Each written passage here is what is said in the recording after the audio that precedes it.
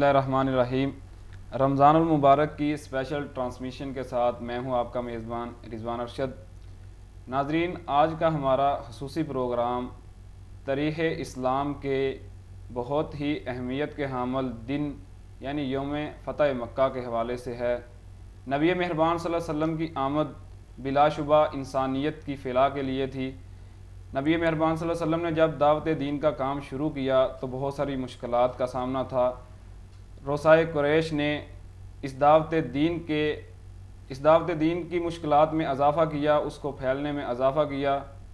آج ہم گفتگو کریں گے کہ مسلمانوں نے کس طرح جدوجہد کی، کس طرح ان مشکلات کا سامنا کیا اور نبی مہربان صلی اللہ علیہ وآلہ وسلم کی قیادت میں فتح مکہ تک پہنچے اور فتح مکہ کو حاصل کیا۔ ہمارے ساتھ شریک گفتگو ہوں گے محترم جناب ڈاکٹر عبداللہ صاحب، پنجاب یونیورسٹی میں پروفیسر ہیں۔ ان کے ساتھ تشریف رکھتے ہیں محترم جناب حافظ طاہر الاسلام صاحب، ریسرچ اسکالر ہیں قرآن اکیڈمی کے۔ میرا پہلا سوال جناب ڈاکٹر عبداللہ صاحب سے ہے۔ ڈاکٹر صاحب، مسلمانوں نے مدینہ منورہ کی طرف ہجرت کی، جی، وہاں پر اسلامی ریاست کی تشکیل کے لیے نبی مہربان صلی اللہ علیہ وسلم نے ایک معاشرہ قائم کیا، جی، پھر بدر اور احد اور غزوہ خندق رونما ہوئے، اس کے بعد فتح مکہ کا سلسلہ آتا ہے۔ تو مسلمانوں نے وہ کون سے بنیادی طور پر وہ کون سے اسباب تھے کہ جنہوں نے مسلمانوں کو فتح مکہ کے لیے ابھارا؟ بسم اللہ الرحمن الرحیم۔ سب سے پہلے تو میں آپ کا شکریہ ادا کرتا ہوں کہ آپ نے مجھے دعوت دی۔ جہاں تک فتح مکہ کے اسباب کا تعلق ہے تو آپ جانتے ہیں کہ رسول اکرم صلی اللہ علیہ وسلم جب مدینہ تشریف لائے تو ایک معاشرہ تشکیل پایا، اور معاشرے کے ساتھ اسلامی ریاست کے جو ادارے ہیں وہ بھی مستحکم ہوئے۔ انہی میں ایک اہم پہلو ہمیں یہ نظر آتا ہے کہ رسالت مآب صلی اللہ علیہ وسلم نے مختلف قبائل سے، مختلف قوموں سے معاہدات کیے۔ ان میں سب سے پہلا معاہدہ تو میثاق مدینہ تھا، اور اس کے بعد ہمیں ایک بڑا معاہدہ نظر آتا ہے جو صلح حدیبیہ کے موقع پر ہوا۔ صلح حدیبیہ کا جو معاہدہ تھا اس میں ایک شرط یہ تھی کہ فریقین میں سے جو شخص جو فریق جو ہے وہ رسول اکرم صلی اللہ علیہ وسلم کے ساتھ ملنا چاہے انہیں آزادی ہوگی، جو کفار کے ساتھ ملنا چاہے تو انہیں آزادی ہوگی۔ چنانچہ بنو خزاعہ جو ہے اس نے رسول اکرم صلی اللہ علیہ وسلم کے ساتھ ملنے کا اعلان کر دیا، اور بنو بکر نے کفار کے ساتھ ملنے کا اعلان کر دیا۔ اب صلح کا آغاز ہو گیا، یعنی معاہدے کا آغاز ہو گیا۔ تو بنو خزاعہ اور بنو بکر کی زمانہ جاہلیت سے قدیم یعنی دشمنی تھی۔ اب بنو بکر نے یہ موقع جانتے ہوئے کہ اب وہ تو تعرض نہیں کریں گے، چنانچہ آپ کہہ لیجئے کہ شب خون مارا بنو خزاعہ پر، اور بنو خزاعہ نے مدینہ میں آ کر ان کے سربراہ نے آ کر دہائی دی، یعنی معاہدے کی خلاف ورزی شروع کر دی۔ جی، معاہدے کی خلاف ورزی کر دی، ان پہ چڑھائی کر دی، یہاں تک کہ بنو خزاعہ یعنی حرم شریف میں پہنچ گئے۔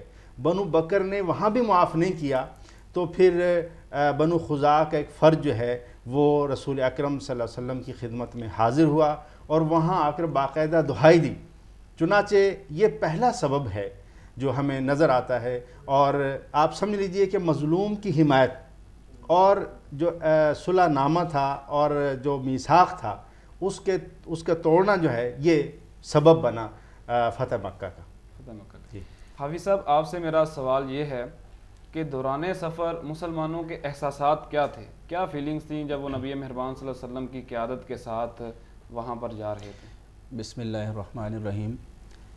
اصل میں جیسا کہ ڈاکٹر صاحب نے فرمایا کہ اصل جو سبب تھا عہد شکنی تھی قریش مکہ کی، اور پھر آپ یہ بھی ذہن میں رکھیے کہ نبی کریم صلی اللہ علیہ وسلم اور ان کے وہ رفقا جو ہجرت کر کے مکہ سے مدینہ آئے تھے، ان کے سامنے وہ پورا ایک دور تھا 13 سالہ، جس میں قریش مکہ نے ان پر بے شمار ظلم و ستم کیے، ان کو گھروں سے نکالا، ان کو اذیتیں دیں۔ تو ایک ہیجان اور ایک جوش تھا مسلمانوں میں کہ اب ہم اپنے اسی وطن کی طرف جا رہے ہیں جہاں سے ہمیں ذلیل و رسوا کر کے نکالا گیا۔ تو ایک بڑا جوش اور ایک ولولہ تھا اور ایک شوق تھا، اور پھر نبی کریم صلی اللہ علیہ وسلم نے اس غزوے کے لیے خصوصی اہتمام یہ بھی فرمایا تھا کہ آپ نے اس کو انتہائی خفیہ رکھا تھا اور یہ پابندی لگا دی کہ کوئی شخص جو ہے، کوئی جاسوس جو ہے وہ ادھر پہنچنے نہ پائے. اور اس سلسلے میں ایک واقعہ بھی ہوا بڑا مشہور حضرت حاتب کا، کہ انہوں نے کسی وجہ سے لکھ کے بھیجنا چاہا تو پھر نبی کریم صلی اللہ علیہ وسلم کو وحی کے ذریعے سے بتا دیا گیا. تو یہ بھی ساتھ پیش نظر رہے کہ یہ رمضان کا مہینہ تھا اور 10 رمضان کو نبی کریم صلی اللہ علیہ وسلم مدینہ منورہ سے نکلے ہیں سفر کے لیے، اور یہ تقریباً 1 ہفتہ لگا ہے مکہ کے قریب پہنچنے کے لیے. 7 روز 17 رمضان کو آپ پہنچے ہیں. مر الزہران ایک وادی ہے، تو اس دوران میں روزے کی حالت بھی تھی اور سفر میں آپ نے روزہ رکھا. یہاں تک کہ جب آپ ایک مقام قدید وہاں پہ پہنچے تو وہاں پہ جا کے آپ نے روزہ کھولا ہے. تو روزے کی حالت میں رمضان کی مقدس ساعتوں کی برکتوں کو سمیٹتے ہوئے صحابہ کرام جوش جہاد اور ولولہ قتال سے معمور ہو کر اس پورے سفر میں رہے، اور ان کے احساسات یہی تھے کہ اب ہم اسی بیت اللہ کو دیکھیں گے اور اپنے اسی پرانے وطن میں لوٹ کے جائیں گے، اور انشاءاللہ ان کو فتح کا بھی یقین تھا، ایک فاتحانہ شان سے ہم وہاں پہ داخل ہوں گے. تو یہ تھے صحابہ کرام کے اور اسلامی لشکر کے سپاہیوں کے جذبات. ڈاکٹر صاحب وہاں پر جب پڑاؤ ہوا تو قریش نے دیکھا، قریش کے سرداروں نے دیکھا کہ ایک بہت بڑا لشکر ہے. تو جو قریش کے لوگ تھے، سردار تھے، وہ کیا توقع کر رہے تھے؟ یہ ہم کے اوپر فوری طور پر چڑھائی کریں گے، مذاکرات کریں گے، ہمیں اپنے گھروں سے نکالیں گے؟ کس قسم کی توقعات وابستہ کی ہوئی تھی انہوں نے؟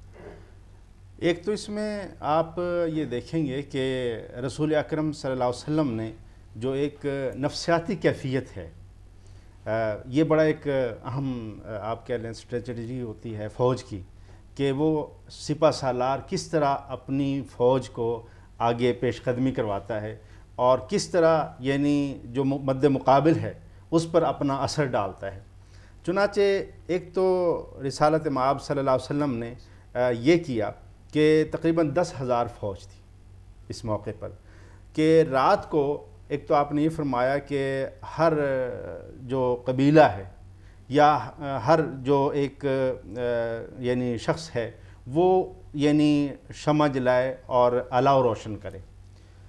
تو آپ 10,000 کی تعداد میں دیکھیں فوج ہے اور اس رات کو اس نے الاؤ روشن کیا ہے، تو ایک دور دراز علاقے میں یعنی آپ کو اندازہ ہوگا کہ اسلامی لشکر جو ہے وہ کس شان و شوکت کے ساتھ آیا ہے.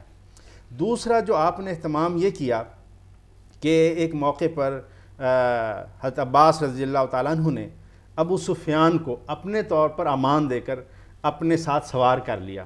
ابو سفیان نے ایک خاص وادی تھی جو بہت تنگ تھی، تو وہاں پر ابو سفیان کو اپنے ساتھ کھڑا کیا، اور جب وہاں سے یعنی لشکر نکلا تو ایک روب جسے کہتے ہیں، ایک دبدبہ جسے کہتے ہیں فوج کا ہوتا ہے، ایک لشکر کا ہوتا ہے، وہ ابو سفیان کے دل پر بیٹھ گیا. ان 2 واقعات سے جو رسول اکرم صلی اللہ علیہ وسلم نے جنگی حکمت عملی کے تحت اختیار فرمائے، اس کا نتیجہ یہ نکلا کہ اسلامی لشکر کا جو روب اور دبدبہ ہے وہ کفار پر بیٹھ گیا اور وہ نفسیاتی طور پر گویا کہ جنگ ہار گئے. ڈاکٹر صاحب ہم گفتگو اپنی جاری رکھیں گے. ناظرین یہاں پر وقت ہوا ہے ایک بریک کا. بریک کے بعد ہم دوبارہ آپ کے ساتھ ہوں گے، ہمارے ساتھ رہیے گا.